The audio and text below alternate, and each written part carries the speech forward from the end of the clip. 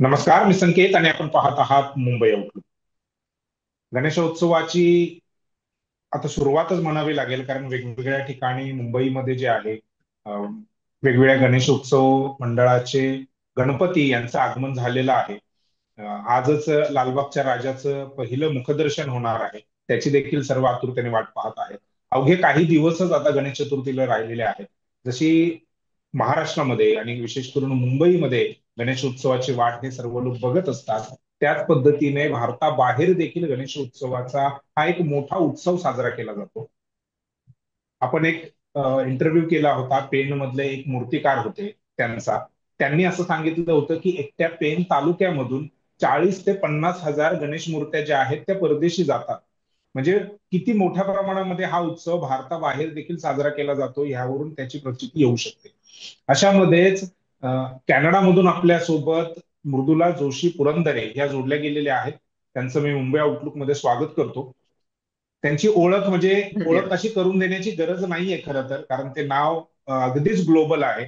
महाराष्ट्रामध्ये देखील त्या वेगवेगळ्या चॅनल्समध्ये त्यांनी मराठी चॅनल्समध्ये काम केलेलं आहे, ऍज अ टीव्ही अँकर म्हणून काम केलेलं आहे. त्यामुळे हा चेहरा कोणाच्या म्हणजे त्यांना जे आपण म्हणतो ना किसी परिचय की मोहताज नाहीये, अशा पद्धतीचं त्यांचं व्यक्तिमत्व आहे. आणि आता भारताबाहेर गेल्यानंतर देखील ते ग्लोबल मराठी या नावाने ते काम करत आहेत. त्यांची वेबसाईट आहे. ते वेगवेगळ्या म्हणजे भारताबाहेर गेलेले जे मराठी लोक आहेत त्यांचे इंटरव्ह्यूज घेतात, तिथे ते कसे राहतात, काय करतात, त्या संदर्भातली ते सगळी माहिती घेत असतात. त्यांच्या युट्यूब चॅनलवरती ती माहिती सगळी शेअर करत असतात. आपल्याला त्यातून बऱ्याच गोष्टी माहिती मिळत असते. त्यांच्याशी आपण बोलणार आहोत की तिथे म्हणजे भारताबाहेर विशेष करून भारतीय लोक जे गेले ते त्यांचं कल्चर तिथे कसं आहे, कारण ते दोन कल्चरमध्ये वाढतायत. म्हणजे एक तर त्यांचं भारतीय कल्चर, महाराष्ट्राचं कल्चर, आणि दुसरी गोष्ट ज्या देशामध्ये ते राहतायत तिथलं कल्चर कसं आहे, ते अडॅप्ट केलंय का त्यांनी, किंवा मिक्स कल्चरमध्ये त्यांचं कसं जीवनमान चालू आहे, या सगळ्याच गोष्टींवरती बोलणार आहोत. आणि विशेष करून गणेश उत्सव भारताबाहेर कसे साजरे केले जातात ह्यावरती आपण चर्चा करणार आहोत. मृदुला मॅडम, मुंबई आउटलुक मध्ये तुमचं पुन्हा एकदा मी स्वागत करतो. आणि सर्वात धन्यवाद. अगोदर मला असं वाटतं की तुम्ही तुमचं जे काम आहे तिथे त्या संदर्भात थोडी आम्हाला माहिती द्यावी, आमच्या प्रेक्षकांना माहिती द्यावी. अच्छा. संकेत, धन्यवाद मला बोलवल्याबद्दल. आता जसं जरी मी आता इथे कॅनडात असली तरी तुम्ही सुद्धा माध्यमातले आहेत आणि मी देखील माध्यमातलीच आहे. आणि आपल्याच माध्यमांमध्ये एक थिअरी होती, ग्लोबल व्हिलेज म्हणजे मॅकलुहान म्हणून एक खरं तर तो कॅनेडियनच तत्ववेत्ते होते. जेव्हा आपण मासकॉमचा अभ्यास करत होतो तेव्हा 1950 सालीच त्यांनी एक संकल्पना मांडली होती आणि ती म्हणजे ग्लोबल व्हिलेज. ग्लोबल व्हिलेज म्हणजे काय? विश्वग्राम. त्यांनी अशी संकल्पना मांडली होती की एक दिवस जग अगदी जवळ येईल, पण कसं? तंत्रज्ञानाने, अगदी एखाद्या गावासारखं. आणि आज तीच गोष्ट झाली. सांग की तुम्ही भारतात आहात आणि मी कॅनडात आहे आणि आपण किती सहज संवाद साधू शकतोय. या क्षणी बरोबर. समजा मला वाटलं की सिंगापूरला बोलावं, या क्षणी मला वाटतं दुबईला बोलावं, अगदी न्यूझीलंड ऑस्ट्रेलियामध्ये देखील मी बोलू शकते. म्हणजे आपण इतकं जवळ आलोय, आपण भावनांचं आदान प्रदान करू शकतो. आणि हेच तर विश्वग्राम झालं नाही का? तर बरोबर. अशा प्रकारे मराठी आणि खास करून म्हणजे पहिलीपासूनच जसं तुम्ही मला सांगितलं, मी या आधी 16 वर्ष बातम्या देत होती, सिनियर न्यूज अँकर होती ईटीव्ही मराठीला, तसंच झी 24 तासला. त्यावेळेस मराठी विषयीचं प्रेम इतकं जाज्वल्य आहे ना की आज आपण जगभरात कुठेही गेलो तरी मराठी विषयीच काम करायची इच्छा होते. आणि म्हणून जेव्हा मी कॅनडात आले तेव्हा माझ्या लक्षात आलं की अरे, आपण केवळ कॅनडापुरती का काम करावं? आपला हा मराठी माणूस त्याने अख्ख्या जगभर पंख पसरले. हा बरोबर. मराठी माणूस एक कुटुंब आहे, है ना, जगभर. तर आपण या सगळ्या मराठी माणसांना एकत्र गाणे एका व्यासपीठावर आणावं. म्हणून मराठी ग्लोबल व्हिलेज नावाची एक वेबसाईट तयार केली. त्यामध्ये मराठी संस्कृती तर आहेच, प्रत्येक देशामध्ये असलेले मराठी जे मंडळ आहे त्याच्याविषयी माहिती आहे, तिथे चाललेली कामं. त्याचबरोबर मी अशाच प्रकारचं म्हणजे Marathi global village family page म्हणून एक पेज पण काढलंय फेसबुकचं. जेणेकरून माझी बरं. त्यामध्ये अशीच इच्छा असते की जगभर ज्या काही तुम्ही भारतातली संस्कृती टिकवण्यासाठी जे काही आपल्या देशात प्रयत्न करतायत ना, ते त्यावर टाकावं. म्हणजे ते पेजवर आलं की लक्षात येतं की अरे, सिंगापूरला किती सुंदर काम केलं जातं मराठी विषयी, किंवा ऑस्ट्रेलियात, अमेरिकेमध्ये. तर अशा तऱ्हेनं हे खरंच जग जवळ आलंय. आणि मी तुम्हाला सांगते संकेत, आपल्या मुलांवरती चांगले संस्कार व्हावे म्हणून खरं तर मी 16 ते 18 वर्ष बातम्यांमध्ये होती, तेव्हा देखील वाटलं नाही की जगभर इतकं उत्तमरित्या संस्कृती जपली जाते.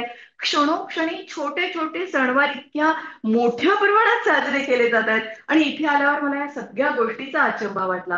कुठल्याही सणाचं नाव घ्या तुम्ही, प्रत्येक सण मोठ्या उत्साहाने साजरा होतो, जेणेकरून आपल्या पुढच्या पिढीवर त्याचे चांगले संस्कार व्हावे. बरोबर. गणेशोत्सवाची जशी इथे वाट बघत आहेत लोक, तशीच भारताबाहेर देखील वेगवेगळ्या पद्धतीने, म्हणजे तुम्ही आता ग्लोबल विलेज नावाचंच तुमची वेबसाईट आहे आणि त्यासाठीच तुम्ही काम करत आहात. तर वेगवेगळ्या ठिकाणी, नॉट ओन्ली कॅनडा, म्हणजे अमेरिका आहे, युरोप आहे, युरोपियन कंट्रीजमध्ये देखील मोठ्या प्रमाणामध्ये महाराष्ट्राचे आणि भारतीय लोक आहेत, मिडल ईस्ट आहे, त्या ठिकाणी देखील आहेत. तर असे काय तुमच्या माहितीमध्ये अशा काही गोष्टी आहेत का ज्या तुम्ही सांगू शकता की तिथे कशा पद्धतीने आपले संस्कृती असेल, हा गणेश उत्सव साजरा केला जातो? जर का आपण आमच्या या देशातून, आणि जसं कॅनडा जरी असलं तरी त्याला मी नॉर्थ अमेरिका म्हणते. मग अमेरिकेतले 50 वेगवेगळे स्टेट्स असो, त्यानंतर त्याचबरोबर कॅनडा असो, कॅनडामध्ये देखील विविध स्टेट्स आहेत, त्यामध्ये विविध प्रकारची मराठी मंडळं आहेत. ठीक आहे, हा एक भाग झाला. बरं, या मराठी मंडळासोबतच प्रत्येक भागात आता छोट्या छोटे जे भाग असतात, तिथे देखील वेगवेगळे असे कट्टे तयार झालेले आहेत, की जेणेकरून अनेक प्रकारचे सांस्कृतिक कार्यक्रम केले जातात. आता मी इकडला जर का विचार केलाय, तर आपण प्रातिनिधिक म्हणून विचार करू, कारण की आपण अख्ख्या जगभराचा विचार करतो. हे प्रातिनिधिक उदाहरण जरी असलं तरी अशाच प्रकारचे कार्यक्रम सगळीकडे चाललेले असतात. हो, बरोबर आहे. हा, अगदी. म्हणजे आता गणपती उत्सव म्हटला की ज्या तऱ्हेने तुम्ही अगदी सुरुवातीला सांगितलं की पेंटच्या एका मूर्तीकाराने तुम्ही आम्हाला सांगितलं की मी 50,000 एक्सपोर्ट करतो गणपती मूर्ती. मिसिसागा म्हणजे आमचं कॅनडा खरं तर जगभरातलं दुसरं सगळ्यात मोठा देश आहे. केवळ या भागात मी सांगते, मी कुठे आता कालच आमच्या इथे एक ओम ग्रोसरी स्टोअर आहे, तिथे गेले. 500 ते 1000 गणपती तिथून गेले, म्हणजे लोकांनी नेले. म्हणजे काय, 1000 लोक गणपती घरात बसवत आहेत. आणि बसवलं. केवळ मराठी नाही तर गुजराती लोक, साऊथ इंडियन लोक देखील मला ऐकू येतात गणपती देताना. ठीक आहे, म्हणजे गणपती बाप्पाला आहे ना इतका तो गोड आहे की प्रत्येक, म्हणजे आपल्याला जे मराठी मराठी वाटतं असं नाही, तर अगदी साऊथ इंडियन लोक आणि गुजराती लोक तर अगदी मनापासून गणपती बसवतात. त्यामुळे 500 ते 1000 एका स्टोअर मधून. असे अनेक जण लोकल सुद्धा वेंडर्स आहेत की जे गणपती बसवत, गणपती विकतायत, म्हणजे गणपतीच्या मूर्ती तुम्हाला हव्या असतील तर तुम्ही नेऊ शकताय. तर सांगते, इथल्याच एका छोट्याशा भागामध्ये एक तर 5,000 ते 10,000 लोक, म्हणजे मी खोटं नाही बोलत आहे, 5 ते 10,000 इथल्याच टोरंटोमध्ये लोक गणपती बसवत आहेत. त्यानंतर झालं तिकडे एटोबिको झालं, त्यानंतर अजून कुठेतरी वेगळ्या स्टेटमध्ये झालं. हे तर झालं कॅनडातलं. त्याचबरोबर अमेरिकेत देखील गणपती अमेरिकेमध्ये. बसवतात. बरं, गणपती बसवतात म्हणजे केवळ मूर्ती आणतात असं नाही. मी सांगते, इथले लोक आजकाल एकतर हे म्हणजे अभ्यास पण करायला लागलेले आहेत या शास्त्राचा. म्हणजे की म्हणजे गुरुजींचे तर कुठलीच वानवा नसते, कुठलंही कार्य असले ना तर मला 10 भटजी मिळून जातात. अरे, मला गणपतीची पूजा करायची आहे. म्हणजे भारतात लोकांना काय वाटतं की हे काय ऑनलाईन पूजा करतात का? नाही. इथे इतके गुरुजी आणि उत्तम संस्कृत जाणणारे, उत्तम अभ्यास करणारे, म्हणजे प्रोफेशनली जरी ते इंजिनियर असतील, मोठ्या मोठ्या पोस्टवर असतील, परंतु आपली संस्कृती जपण्याच्या दृष्टीनं ते इतका अभ्यास करतात. भारतातल्या काही परीक्षा देतात. इथे एक अमेरिकेमध्ये पीएमएम नावाची संस्था, त्यांच्या देखील परीक्षा होत असतात या संस्कृत शिकण्यासाठी, किंवा आपण लोकांना पूजा सांगण्याच्या दृष्टीनं ज्या ज्या गोष्टी आवश्यक असतात. तर तेही आहे. एक तर तो एक भाग झाला. त्यानंतर गणपती उत्सव म्हटलं की आपल्या इथे वेगवेगळे कार्यक्रम व्हायचे, तसेच कार्यक्रम म्हणजे सुंदर आरास असते, त्याचबरोबर रांगोळी स्पर्धा केली जाते. बरं, महालक्ष्म्या किंवा गौरी देखील बसवल्या जातात, केवळ गणपती नाही. तर गौरी देखील इतक्या सुंदर. आणि बरं, त्या निमित्ताने लागणारे मग इथे बाजारपेठा लागतात. मग बाजारपेठांमध्ये छोटे छोटे असे, आपण जसं म्हणतो ना जत्रा जे असतात, अशा प्रकारच्या जत्रा केल्या जातात. त्या जत्रामध्ये कितीतरी छोटे छोटे म्हणजे बिझनेस पण मिळतो स्त्रियांना, आणि भारतातून ते लोक वस्तू आणतात, म्हणजे भारतातल्याही लोकांना बिझनेस मिळतो आणि इथल्याही लोकांना व्यवसाय करायला संधी मिळते, तिथल्या त्या वस्तू आणतात. बरोबर. बरं, त्याचबरोबर वेगवेगळ्या प्रकारच्या निबंध स्पर्धा झालं, गणपतीबद्दलची कथाकथन झालं. आता 2-3 नाटकं इथे बसवली गणपती उत्सवाच्या निमित्ताने. बरं, हे तर झालं इकडलं. अमेरिकेमध्ये अशाच प्रकारचे गणपती संदर्भातले अनेक कार्यक्रम चालतात. युरोपात तुम्ही जर का गेला तर कविता वाचन, कथाकथन, त्यानंतर त्याचबरोबर गाण्याचे कार्यक्रम. आता मी तुम्हाला सांगते की परवा उद्याच एक अतिशय उत्तम, म्हणजे मला तर वाटतं हृदयनाथ मंगेशकरांच्या गाण्यांवर आधारित किंवा शांता शेळकेंच्या गाण्यांवर आधारित अशा प्रकारचा सांगीतिक कार्यक्रम म्हणजे आपल्याला अनेकदा असं वाटतं की म्हणजे मला अनेकदा आपल्या इकडले लोक नेहमी विचारत असतात की मृदुला परदेशामध्ये कार्यक्रम देता येईल का. पण इथेच इतकी कला आहे म्हणजे आता मी बीएमएमच्या मागच्या अधिवेशनाला गेली होती उत्तर अमेरिकेत. एक से एक गाणार, एक से एक तबला वाजवणार, एक से एक इन्स्ट्रुमेंट वाजवणार. म्हणजे ते प्रत्येक जण इतका प्रयत्न करतायत की आपली संस्कृती कुठेही संपायला नको, लयाला जायला संपाला नको. आणि कलेची जोपासना देखील तेवढ्याच तन्मयतेने करतात. आणि ही गोष्ट मी जसं म्हटलं की केवळ इथपर्यंत मर्यादित नाहीये. तर मग अगदी सिंगापूर असो, ऑस्ट्रेलिया असो की अगदी न्यूझीलंड असो. बरं आता तर तुम्हाला सांगते मी की कॅनडाचा राजा, मॉन्ट्रियलचा राजा असे करून आता मी काही व्हिज्युअल्स पाठवेन. 50-50 फुटी गणपती आहेत. म्हणजे मागच्या बर. वेळेस मी सांगेन. तर ढोल ताशा पथक, बापरे, म्हणजे त्याच्यामध्ये देखील इथे देखील स्पर्धा सुरू झाली आहे. मग झुंजार पथक असेल, शिवछत्रपती असेल, कॅनडा ढोल ताशा पथक असेल, म्हणजे सगळेजण ढोल म्हणजे भारतातच ते आणतात. तर अशा तऱ्हेने म्हणजे किती सांगू असं आहे. हम्म. तर आता तुम्ही म्हणजे दोन मुद्दे विचारायचे तुमच्या बोलण्यातून दोन प्रश्न माझ्या समोर उभे राहिले. पहिला प्रश्न हा की ज्या पद्धतीने भारतामध्ये असं म्हटलं गेलं की म्हणजे विसर्जनाच्या दिवशी पर्यावरणाला हानी होते. मग ते हायकोर्टामध्ये केस गेली. मग हायकोर्टाने सांगितलं की म्हणजे शॅडोच्या ज्या मातीचे गणपती आहेत त्यांच्या मूर्त्या किंवा पीओपीच्या मूर्त्या ह्याला घेऊन बरचशी चर्चा झाली. हायकोर्टामध्ये तो मुद्दा गेला. मग हायकोर्टाने सांगितलं की 10 फूट 6 फुटापेक्षा ज्या उंच मूर्त्या आहेत त्यांचं विसर्जन जे आहे ते नैसर्गिक तलावांमध्ये समुद्रामध्ये करावं. 6 फुटांपेक्षा कमी उंचीच्या ज्या मूर्त्या आहेत त्यांचं विसर्जन हे कृत्रिमरित्या तलाव वगैरे तयार करून तसं करावं. तर तिथे असे काही मुद्दे उपस्थित होतात का? कारण आफ्टरऑल हो. पीओपीच्याच मूर्त्या जात असणार, म्हणजे भारतातून ज्या बाहेर जातात त्या पीओपीच्याच जात असणार. मग तिथे असे काही मुद्दे उपस्थित होतात का? नाही, पीओपीच्याच जात असणार असं आपण म्हणू नाही शकत. तिथे शाडू मातीच्या पण मूर्ती खूप आहेत. कारण तुम्हाला माहितीये हम्म. का, इथे प्रत्येक गोष्टीसाठी लायसन्सिंग असतं. अगदी फूडसाठी सुद्धा. बर. असं कोणी सुद्धा फूडचा व्यवसाय सुरू नाही करू शकत. बर. लायसन्सिंग शिवाय तुम्ही काहीच करू शकत नाही. त्यामुळे इथे फार विचार करावा लागतो छोट्या छोट्या गोष्टीला. म्हणजे गव्हर्नमेंटचा आपली काही चूक झाली तर सरकार, आणि तशी लोक घाबरून असतात की नाही नाही नाही, आपली काही चूक नको व्हायला आपल्याच्याने.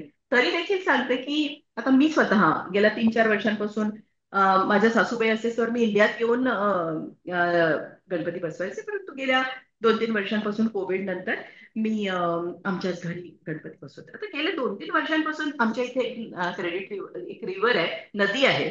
त्या नदीमध्ये मी गणपतीचं विसर्जन करते. ठीक आहे. परंतु कारण की ते माझा शाडू मातीचा असतो आणि आम्ही 4-5 फॅमिली मिळून त्या सगळे ट्रेन मधून जातो आणि छान गणपतीचं विसर्जन करतो. खूप मजा येते.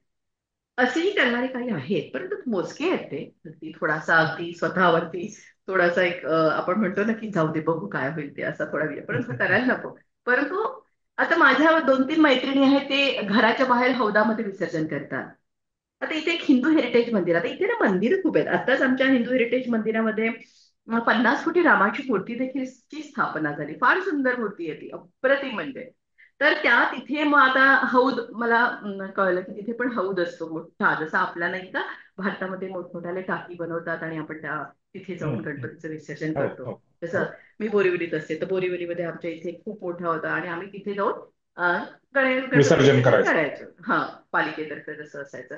तसंच आता हिंदू हेरिटेज मंदिरामध्ये देखील मोठ्या प्रमाणात आता हौद तयार केलाय, तर तुम्ही तिथे जाऊन सुद्धा गणपतीचं विसर्जन करू शकता.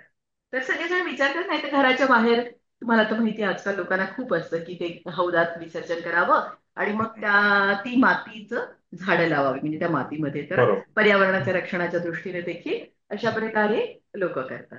कदाचित मी पण यावेळेस तसाच विचार करते. नॉईज पोल्युशनचा एक मुद्दा त्याच्यातून येतोय. म्हणजे भारतामध्ये काही झालं की मग ते डीजे आलं. ढोल ताशांचा इतका आवाज होत नाही, परंतु डीजे जे हम्म. आहे आता जे कल्चर हा वाढलंय हा हा त्याच्यातून तो नॉईज पोल्युशनचा पण एक विषय पुढे येतो. तिथे तर तुम्ही जसं सांगताय की खूप नियम आहेत, कडक आहे, सगळ्या गोष्टी हा. नियमानुसारच कराव्या लागतात, परमिशन्स घ्याव्या लागतात, लायसन्स घ्यावं लागतं. ढोल ताशाचा तुम्ही उल्लेख केला, तिथे तसं काय आहे का? किंवा तुम्ही कोणी कंप्लेंट केली आहे हा. नाही, अमराठी किंवा तिथल्या नागरिकांनी असं? मला ना म्हणजे माझ्या एका दृष्टीने असं विचार करते मी किंवा मला असा विचार करते की भारत हा आपण काय म्हणतो की विविध संस्कृतींचं माहेरघर आहे. भाषा असो, बरोबर. संस्कृती असो, विविध राज्यामध्ये काय काय असो. कॅनडा तसं थोडंच शिथिल आहे. कॅनडामध्ये बरं. सुद्धा म्हणजे मला ज्यावेळेस मी इथे आला थोडंसं मला वाटलं होतं की अरे कसं होईल. परंतु कधी कधी ना मला फार आवडतं यासाठी की इथे ना अनेक संस्कृतींचं मिलन झालंय. म्हणजे कॅनडामध्ये तुम्हाला मेक्सिकोचे लोक बघायला मिळतात, चीनचे लोक बघायला मिळतात, तिकडे युरोपातले पोर्तुगालचे लोक मिळायला मिळतात. कॅनेडियन ओरिजिनल तुम्हाला सांगू का, अमेरिका असो किंवा कॅनडा असो, या सगळ्या देशांमध्ये ना ओरिजिनल लोक जी आहेत ती फार कमी आहेत. कमी विविध झाली. देशातून आलेले लोक आहेत आणि त्याच्यामुळे बरोबर. एक प्रकारचं मल्टी कल्चर आहे. त्याच्यामुळे ना एक आपल्याला मल्टी कल्चर बघायला मिळते, विविध संस्कृती बघायला मिळते की आणि त्यामुळे काय होतं की प्रत्येक संस्कृतीला प्राधान्य आहे. उलट असे नियम आहे, म्हणजे आपण आता जसं मी एका ठिकाणी जॉब करते तर तिथे लिहिलेले काही कुठल्याही प्रकारची डिस्पॅरिटी जाणणार नाही, कोणालाही काळं गोरं पांढरं निळं करायचं नाही, कुठलाही याचा असो त्याच्याशी चांगलंच वागायचं. उलट तुम्ही चुकीचं वागलं तर तुमच्यावरती बंधनं येऊ शकतात. त्याच्यामुळे अशा प्रकारे उलट इथे खूप पॉझिटिव्ह असं वातावरण आहे की तुम्ही तुमची संस्कृती जपा, मग कुठल्याही देशाचा का होईना. त्यामुळे ढोल ताशा तर क्षणाक्षणात 15 ऑगस्टच्या निमित्ताने इतक्या मोठ्या प्रमाणात ढोल ताशा होता. त्या दिवशी राम मंदिरात मूर्ती आणली त्यावेळेस केवढ्या मोठ्या प्रमाणात ढोल ताशा होता आणि मोठी मिरवणूक होती. आपल्या आता इथे नायगारा आहे, 15 ऑगस्टला म्हणा किंवा तर असे पूर्ण ट्राय कलर्स त्या पाण्यावरती केले जातात. त्यानंतर अशा म्हणजे असं तेवढा हे नाही. परंतु लोक देखील विचार करतात, असं वाटतं तसं डीजे असं 10, 10:30, 11 नंतर नसतो सुरू, हम्म. तेवढा तर थोडीशी एक बंधनं माणूसच स्वतःला लावून देतो. मला तर कधी कधी काय वाटतं माहितीये का, आपला भारत देश अतिशय छान आहे, सगळं छान आहे, कल्चर छान आहे, सगळं सगळं आहे. फक्त सिव्हिक सेन्स आहे ना, हा व्यक्तीने स्वतःमध्ये अंगी आणला बाळगला पाहिजे. पाहिजे. ना की आपण एखाद्या कोणाला तरी नावं ठेवा किंवा कोणाला तरी हे करा, तुमच्या ऍडमिनिस्ट्रेशनला नावं ठेवा. तुम्ही स्वतः स्वच्छता ठेवा, तुम्ही स्वतः नियम पाळा, तुम्ही स्वतः आपल्या देशावरती प्रेम करा. है ना, की आपला देश जसं बरोबर. आपलं घर छान कसं राहील, आपल्या घर त्याप्रमाणे आपण प्रयत्न करतो तसं आपला देश कसा छान राहील यासाठी प्रत्येक व्यक्तीने प्रयत्न केला पाहिजे असं अगदी मला मनापासून वाटतं. बरोबर. माझा दुसरा मुद्दा असा होता की म्हणजे आता गणपती जवळ येत आहेत, तर विशेष करून कोकणवासीय जे आहेत ते मोठ्या प्रमाणामध्ये मुंबईमधून पुण्यामधून जे कामानिमित्त किंवा जे इथे राहत आहेत ते मोठ्या प्रमाणामध्ये पुन्हा त्या गावी जातात, आपल्या घरी जातात, बरोबर. कोकणात जातात. हम्म. आणि ती एक ओढ असते. ओढ म्हणजे आम्ही असंही म्हणतो की हे एखादा कोकणी व्यक्ती असेल आणि त्याच्या बॉसने त्याच्या कंपनीने त्याला जर सुट्टी दिली नाही तर तो एक वेळ तुम्ही तो ऐकलं त्या असाल. जॉबवरती लाथ मारेल, परंतु तो गावी जाईलच. काही करून एनी हाव कुठल्याही म्हणजे आता गर्दी इतकी आहे ट्रेनला, बसेसला, विशेष हा. ट्रेन सोडाव्या लागतात, विशेष गाड्या सोडाव्या लागतात. हे झालं म्हणजे मुंबईतलेच माणसं किंवा महाराष्ट्रातलीच माणसं गावी जात आहेत गणपती उत्सवासाठी. तिथल्या लोकांना हम्म. असं वाटतं का की आपण महाराष्ट्रात येऊनच, मुंबईमध्ये येऊनच हा सण साजरा करावा म्हणून? अगदी अगदी. आता जसं तुम्हाला मी आत्ताच म्हटलं की माझ्या सासूबाई होत्या है ना, त्यावेळेस आम्ही अगदी म्हणजे मुंबईत येऊनच करायचो गणपती, म्हणजे खास करून सुट्टी घेऊन जायचो. ही माझी गोष्ट झाली. अशी अनेकांची बाबतीतही होत असतात. परंतु आता काय झालंय माहिती का, जेव्हा कुठेही असो तुम्ही कुठल्याही याच्यात असो ना, कॅनडा, अमेरिका, तिथून भारतात येण्यासाठी ऍटलिस्ट तब्बल आपले 1 दिवस जातो. ठीक आहे. आणि त्याच्यानंतर एक जेटलॅग नावाचा प्रकार असतो. आता जसं भारतामध्ये आता जसं माझ्याकडे सकाळ आहे तर तिकडे रात्र झाली असेल हो. है ना, त्याच्यामुळे ते 1-2 दिवस जातात. बरं तो भाग झाला. जेव्हा माणूस नोकरीच्या निमित्ताने येतो त्यावेळेस 10 दिवस किंवा 15 दिवसापेक्षा अधिक सुट्टी नसते है ना. तर हम्म. त्यामुळे मग अनेकदा काय होतं माहितीये का, की दरवर्षी नाही परंतु मग 2-3 वर्षात एकदा मात्र लोक जातात किंवा गावी आपल्या आपल्या जातात. देशामध्ये. परंतु दरवर्षी जाणं थोडंसं अशक्य होतं. परंतु मी जेव्हा सगळ्यांशी बरोबर. बोलते तेव्हा माझ्या लक्षात येतं की म्हणजे 2-3 वर्ष यावेळेस ना मला जायचंय हा भारतात, म्हणजे ती एक ओढच असते भारतात जाण्याची की नाही नाही, मला भारत कितीही जरी इथलं असलं ना तरी शेवटी भारताची ती एनर्जी, भारताचं आपण खूप बोलतो की खूप गर्दी आहे, खूप पोल्युशन आहे, खूप पॉप्युलेशन वगैरे असं सगळं जरी वाटत असेल ना, तरी ती जी ऊर्जा आहे. म्हणजे आज जर मलाही म्हटलं ना तर मी तिथे जाईल. म्हणजे मला अगदी आठवतं की 2018 मध्ये मी जेव्हा मला माहिती होतं की आता माझे मिस्टर कॅनडात येणार आहे आणि मला ही मजा घेता येणार नाहीये. खरं तर मी आठवतं मला की माझं बुलेटिन होतं सकाळी आणि मी एकटी त्या गर्दीमध्ये घुसलेली. म्हटलं नाही, मी लालबागचा राजा, ती गर्दी, त्याच्या बाजूचा म्हणजे कोणाला माहिती पण नसेल की मी न्यूज देऊन, मेकअप काढून, त्या गर्दीमध्ये घुसलेली. म्हणजे ती जी ऊर्जा, खरं तर मी नागपूरची, परंतु ती जी मुंबईतली खास करून जी ऊर्जा आहे ना, ती काहीतरी वेगळीच असते त्यावेळेस. आणि तो लालबागचा राजा म्हणा, आपला गणेश गल्लीतला राजा असो, किंवा कितीतरी तिथे ते जे सगळे एका ठिकाणी मेळ होतात ना सगळेजण, आणि ते जे दृश्य असतं ना, ते म्हणजे आमच्या नायगराला बघूनही येणार नाही असं असतं ते. म्हणजे हे जरी जगातलं आश्चर्य असलं ते असं होतं. म्हणजे प्रत्येकालाच वाटतं आजही, प्रत्येकाची इच्छा असते. परंतु काय असतं माहितीये का, इथे मुलांना अनेक जन्म दिल्या जातात, मी इथलं शिक्षण असतं. आणि तुम्हाला माहितीये की ज्या देशामध्ये जन्म दिला ना, त्यांच्यावरती, त्या मुलांवर तसेच संस्कार होतात. अनेकदा संस्कृत. अनेक लोकांना घरी जायची इच्छा असते, भारतात परतण्याची इच्छा असते. पण अनेकदा मुलांमुळे देखील अनेक जण परतू नाही शकत, कारण त्यांना इकडची सवय लागून जाते. हं, परंतु बरोबर. तरी देखील आपल्या तुम्ही मी मुलांवरती संस्कार व्हावे म्हणून प्रत्येक सण मोठ्या दिमाखात साजरा केला जातो, की त्यांना हे कळावं. इथे मराठी शाळा आहेत खूप. सॅटर्डे संडेला मुलांना मराठी शाळेत पाठवलं जातं, 2-2 ओके. तासाच्या, की जेणेकरून मराठी कविता, मराठी संस्कृती त्यांना ती कळावी म्हणून. बरोबर. मग त्या शाळा सरकारकडून चालवल्या जातात की संस्था आहेत आपल्या नाही, मराठी संस्कार सरकारकडून नाही. म्हणजे अच्छा, ऑफकोर्स सरकार. त्याचं लायसन्सिंग ते घेतात, परंतु मंडळ चालवतात. ओके. अनेक जण प्रायव्हेट ओके. प्रायव्हेट लोक हां. आहेत ते चालवतात. हां. हां. आता माझ्या एडमिंटनला माझी एक मैत्रीण आहे, ती शाळा चालवते. तर ओके. प्रत्येकाला काही प्रायव्हेट चालवतात, काही मंडळ करतात. परंतु ओके. गव्हर्नमेंटचं नसतं, परंतु गव्हर्नमेंटची परवानगी घ्यावी. घ्यावीच लागते. ते तर बरोबर आहे. तुम्ही आणि मिक्स आई कल्चरचा. वडील हां. सुद्धा हां. उत्साहाने मुलांना 2 तास सॅटर्डे पाठवतात. संडेला घेऊन जातात. हं. हं, हं. नाही म्हणजे हे इथल्या म्हणजे खास करून महाराष्ट्रामधल्या पालकांसाठी आणि विद्यार्थ्यांसाठी हे खूप महत्वाची गोष्ट तुम्ही सांगितली, की इथे अ, बाहेर गावी गेल्यानंतर म्हणजे बाहेरच्या देशात गेल्यानंतर आपल्या मुलांना मराठी आलं पाहिजे म्हणून तिथे शाळा सुरू केलेल्या आहेत. आणि इथल्या शाळा ज्या मराठीमध्ये आहेत तिथे पालक आपल्या हो, मुलांना हो. पाठवत नाहीत. ही एक अगदी अगदी म्हणजे शोकांतिका म्हणावी लागेल की काय. शोकांतिकाच आहे. म्हणून तर मी या माझ्या मराठी ग्लोबल विलेजमध्ये काय माझ्या पेज सतत सांगत असते, की उलट म्हणजे मी परदेशात आली, जसं तुम्ही म्हटलं की प्रोफेशनच्या निमित्ताने, नवऱ्याच्या निमित्ताने आपण येत असतो. परंतु ही शोकांतिका तर आहे. माझं अख्खं मन, तन, सगळं काही माझं भारतामध्येच असतं. सतत मी भारतातल्याच बातम्या. कधी कधी ही खरंच शोकांतिका वाटते मला, की मराठी लोक का नाही शिकत आहेत. म्हणजे आता इथे मी पाहते आपल्या मुलांना मराठी यावं, त्या मराठीपासून लांब जाऊ नयेत म्हणून तो घरी देखील मराठीतच बोलतात. घरी मराठी सणवार साजरे केले जातात. मराठी शाळांमध्ये 2 तास 10वी पर्यंत तरी ते नेल्या जातात. म्हणजे जसं 4-5 एक्झाम्स असतात छोट्या वयाच्या. एक पर्टिक्युलर तर त्यांनी अभ्यासक्रम तयार केलाय, नंतर दुसरा, तिसरा, असं त्याच्यामध्ये वेगवेगळ्या गोष्टी म्हणजे त्या अभ्यासक्रमामध्ये आहेत, बरोबर. जेणेकरून त्यांना बरोबर. सतत मराठीची गोडी निर्माण व्हावी. हम्म. तुम्ही मिक्स कल्चरचा उल्लेख केलात. तिथे गेल्यानंतर किती अवघड जातं म्हणजे हा प्रश्न तुम्हाला पण आहे. आणि हम्म. तुम्ही ज्या ज्या लोकांशी आतापर्यंत बोललेला आहात, महाराष्ट्रामधले असतील, भारतामधले असतील, जे बाहेर गेलेत, त्यांना ते अशा कल्चरमध्ये, आपण वेगळ्या कल्चरमधून आलोय आणि दुसऱ्या देशामध्ये जाऊन तिथे स्थायिक होणं, तिथलं कल्चर अडॉप्ट करणं, हे किती चॅलेंजिंग असतं. सुरुवातीला काही वर्ष तर नक्कीच चॅलेंजिंग असतं. म्हणजे केवळ कल्चर अडॉप्ट करणं नाही, एन्व्हायरमेंट. आता अमेरिका किंवा कॅनडा सारख्या देशांमध्ये, किंवा तिकडे न्यूझीलंडमध्ये एकदमच म्हणजे, किंवा मग रशियामध्ये असो किंवा ऑस्ट्रेलियामध्ये कोल्ड असो, आहे खूप. वेदर चेंजेस इतके असतात ना, की तुम्हाला पहिले त्याला अडॉप्ट करावं लागतं. हा तर एक बरोबर. महत्वाचा भाग झाला. वेदरला बॉडी सुद्धा तुम्हाला थोडीशी रिॲक्ट करते 1-2 वर्ष.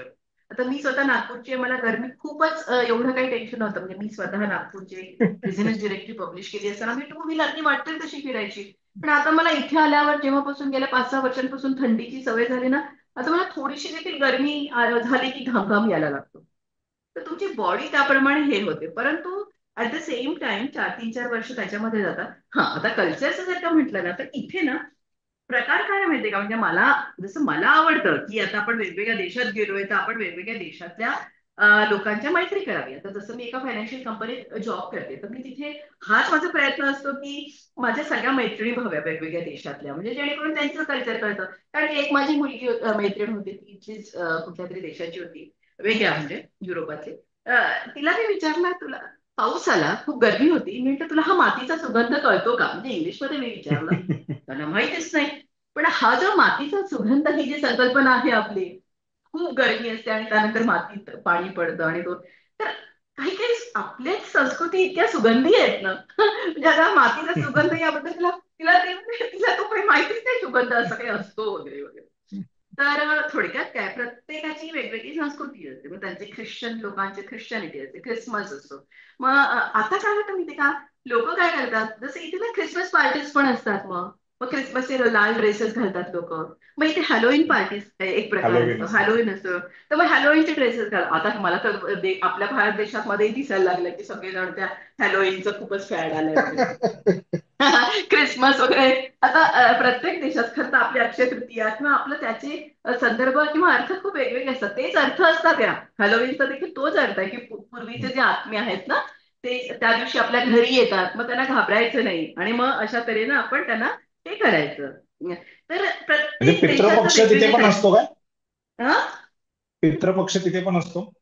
नाही नाही नाही. म्हणजे मी एक्झाम्पल सांगितलं की त्याच्याशी संदर्भात हा सण आहे. आलं म्हणजे आलं लक्षात, आलं लक्षात. प्रत्येकाचा सण काहीतरी साधेपण दाखवतो प्रत्येक देशामध्ये, है ना. बरोबर. की म्हणजे पितृऋण हा जो एक आपली जी संकल्पना असते आपल्या इथे, तोच हाच भाग आहे त्या दिवशी. फक्त ते त्याचं दाखवण्याची पद्धती वेगळी आहे. वेगळी आहे. परंतु मला कधी कधी वाटतं की आपण आपली संस्कृती नीट पाळावी ना, कशाला इकडलं हलवून. पण ठीक आहे, हौस काय, माणूस आहे, त्याला हम्म. जगण्यासाठी विविध हे लागतात. कधी कधी मी हाही विचार करते की एक तर आयुष्य आहे. बरोबर. तर लोक करतायत आनंद घेणं. हम्म. आपल्या आयुष्यात काय हम्म. सगळ्यात महत्वाचं असतं की प्रत्येक क्षणाचा आनंद घेणं. मग प्रत्येक क्षणाचा आनंद घेताना काहीतरी वैविध्य असतं तर त्यात काहीच प्रश्न नाही. चांगलीच आपण गोष्ट. ती संस्कृती हम्म. अडॅप्ट करतो याच्यातला प्रश्न नाहीये. हम्म. परंतु तरी देखील आपली संस्कृती मात्र सोडू नये. आपल्या संस्कृतीसारखं सौंदर्य दुसऱ्या कुठल्या संस्कृतीत नाहीये असं मला वाटतं. कारण की मी एक भारतीय हिंदू आहे म्हणून. अर्थात प्रत्येक देशाला आपापल्या स्वतःचे एक हे बरोबर. असतंच, म्हणजे प्राऊड असतो हम्म. प्रत्येकाला, गर्व हम्म. असतो प्रत्येकाला आपापल्या संस्कृतीचा. बरोबर. असं आहे. तर आता शेवटचे हे तुमचे एक दोन प्रश्न. गणपती आहे, हा. मोदक ते वगैरे तेच आवडतात लोकांना. तेच मी आता विचारणार होतो की काय तयारी आहे आता, शेवटच्या टप्प्यामध्ये सगळी तयारी आलेली आहे, काय काय केलेलं आहे? हा. आता सांगू का, आता उकडीचे मोदक मी विदर्भातली आहे, ठीक आहे. परंतु प्रत्येकाची हौस असते. मी सांगते, मी इथे आली, मला आमच्या विदर्भामध्ये ना तळणीचे मोदक करतात. इनफॅक्ट माझ्या घरी सुद्धा आम्ही 21x21 म्हणजे माझ्या मोठ्या बहिणीने सुरू केलं, 441 आम्ही गणपतीला मोदक दाखवतो, तळणी येते. परंतु इथे आल्यावरती आपण जसं म्हणतो की आता माझ्या सासरी उकडीच्या मोदकाची पद्धत आहे. तर मी एक सुरुवातीला 5 मोदक केले, कारण की मला स्वतःला चांगल्या चांगल्या डिशेस करायला खूप आवडतं. मी 5 केले. परंतु आता गेल्या 3-4 वर्षांपासून मी 80 तरी मोदक करते. कारण की माझ्या घरात ऍटलीस्ट 40 लोक जेवायला येतात. ठीक आहे. आता त्याच्यामुळे 80 उकडीचे मोदक मी करते. आता पण प्रत्येक बाईलाच ते जमतील असं नाही, किंवा काही असं काही नाही. लोकांना ना उकडीचे मोदक कठीण पण वाटतात. मला जरी ते सोपे वाटत असले तरी अशा अनेक जण असतात की त्यांना कठीण वाटतात. तर इथे ना उकडीचे मोदक विकणारे देखील अनेक बायका आहेत, की तुम्ही उकडीचे मोदक हवे आहेत का, तुम्हाला माव्याचे मोदक हवे आहेत का, किंवा तुम्हाला काही डेकोरेशनचं सामान हवंय का, असे देखील व्यवसाय करणारे छोटे छोटे ग्रुप्स असतात इथे. प्रत्येक मग आपापला फेसबुक पेज तयार करतो. पैठण्या विकणारे आहेत, किंवा तुम्हाला गणपती संदर्भात काही हवंय का, गुरुजी हवेत का. तर अशा तऱ्हेनं हे असतं. तर तुमचा प्रश्न असा होता, काय प्रश्न होता. माझा प्रश्न असा होता की आता शेवटच्या टप्प्यामध्ये सगळे गणेश हा. उत्सवाची तयारी आहे, हो. तुमच्याकडे काय पण तयारी आहे? ठीक. हा, माझ्या घरी म्हटलं तर जसं कालच माझ्या इथे मुगाचे लाडू करतात. तर मी काल रात्रीच जागून, मी 12:30-1 वाजल्याचे मूग भाजणं, मग दळणं आणि ते तुपात. हम्म. तर माझ्याकडेच मी आता मुगाचे लाडू केले आहेत. मी उकडीच म्हणजे हे करून सारण करून ठेवलेलं आहे आज, कारण की मला उद्या जॉब आहे. आणि आमच्या इथे माहिती 1 दिवस आधी, म्हणजे इथे ग्रीक पंचांगाप्रमाणे कॅनडामध्ये 1 दिवस आधीच गणपती बसवतात.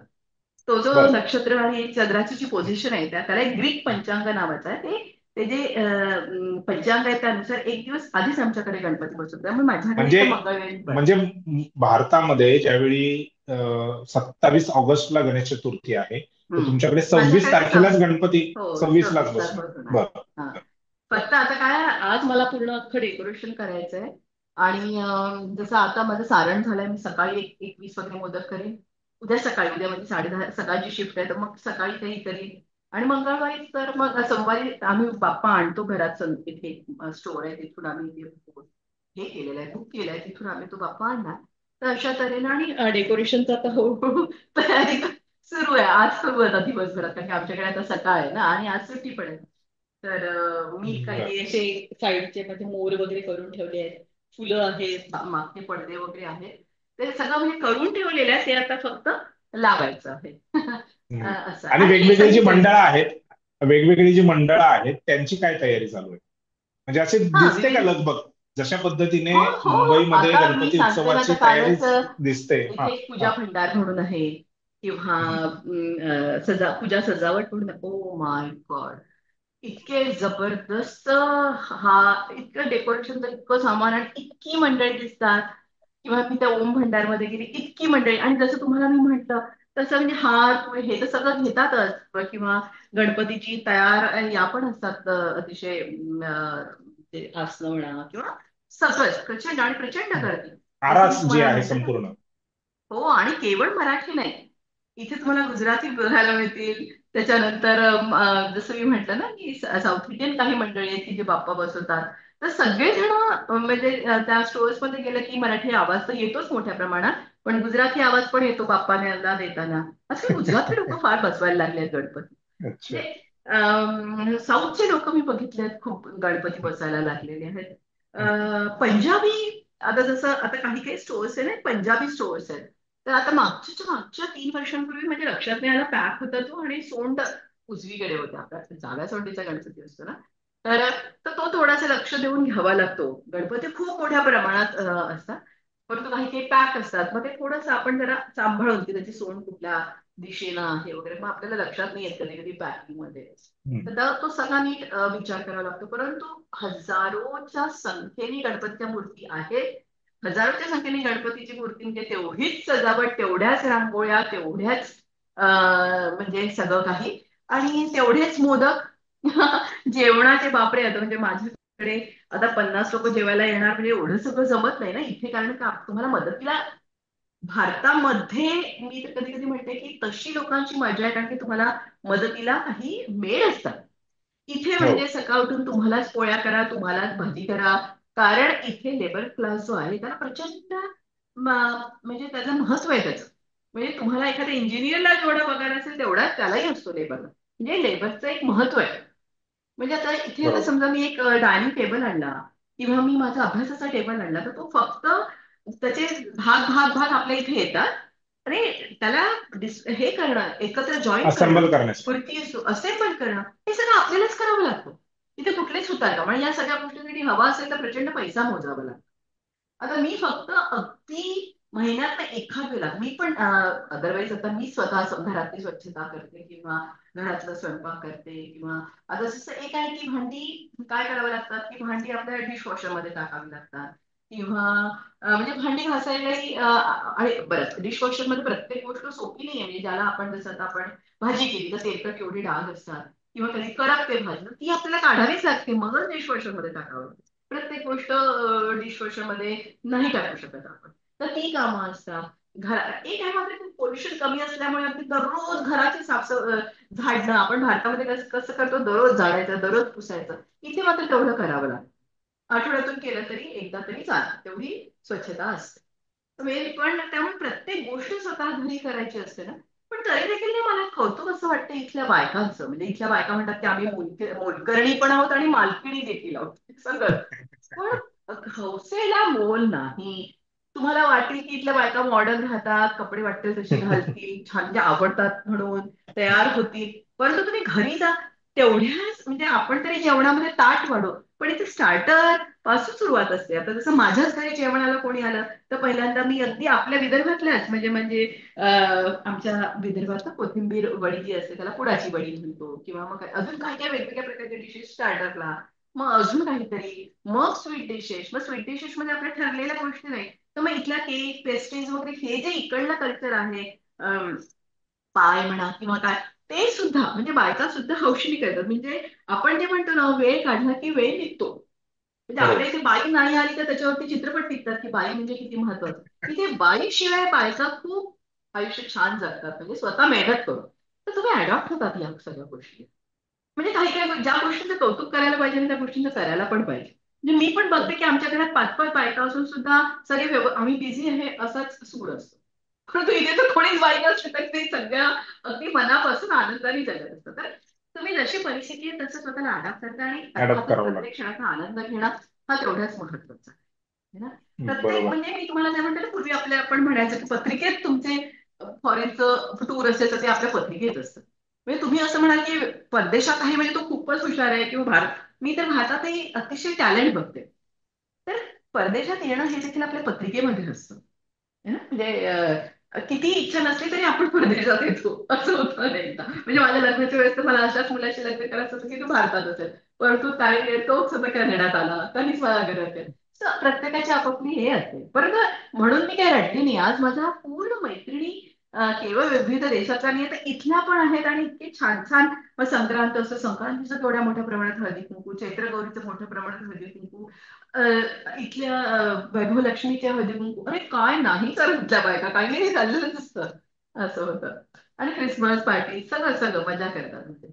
आणि जॉबही करतात कारण की इथे इतकी महागाई आहे की एकाच्या पगारात होत असते, दोघं होत नाही तिघांची तर नोकरी भारतातही करायची. तसंच झालेलं आहे. हा. भारतातही तसंच झालेलं आहे. तर ठीक आहे, हे हे म्हणजे हे चालत राहणार आहे. ह्याला काही पर्याय आहे किंवा याच्यातून काय पळवाट आहे असं नाहीये. मेहनत आहे, नाही. काम करावंच हो. लागणार आहे आणि हो हो. पण मला आपलं. एवढंच म्हणायचं की हसतमुखपणे करायचं, उगाच हो, काहीतरी नक्की हा नक्कीच. मी किती करतोय हा जो एक आवेश असतो ना तसा नको. हम्म, हम्म. हम्म. बरोबर बरोबर. तर मृदुला मॅडम, तुमचं मुंबई आउटलुक कडून मी आभार व्यक्त करतो की तुम्ही खूप महत्वाची आणि खूप मनमोकळेपणाने, खरं तर महत्वाची आणि मनमोकळेपणाने तुम्ही ही सर्व माहिती दिली. तुमच्या सर्व कामाला, जे तुम्ही ग्लोबल विलेज नावाचं जे काही काम करत आहात त्यासाठी मुंबई आउटलुक कडून तुम्हाला शुभेच्छा. आणि पुन्हा एकदा आपण वेगळ्या विषयावरती, तिथले काही समस्या असतील, तिथल्या कल्चरच्या बाबतीतल्या काही गोष्टी असतील तर तुमच्याकडून आम्हाला नक्कीच जाणून घ्यायला अगदी आवडेल. अगदी. तुर्तास आपण इथेच नक्की. थांबूयात. मृदुला मॅडमचं पुन्हा एकदा आभार. धन्यवाद. आणि तुमचे देखील धन्यवाद आणि त्याचबरोबर तमाम आपले भारतीय महाराष्ट्रीयन आपल्या सगळ्या लोकांना गणपती उत्सवाच्या अगदी भरभरून शुभेच्छा. गणपती हा म्हणजे गणांचा नायक आहे, रिद्धी सिद्धीचा पती आहे, भक्तांचा सुखकर्ता आणि दुःखहर्ता. त्यामुळे तुमच्या आयुष्यात भरभरून सुख येवो आणि सगळं दुःख हरण करो, हीच माझी अगदी मनापासून इच्छा. खूप खूप धन्यवाद, खूप खूप शुभेच्छा.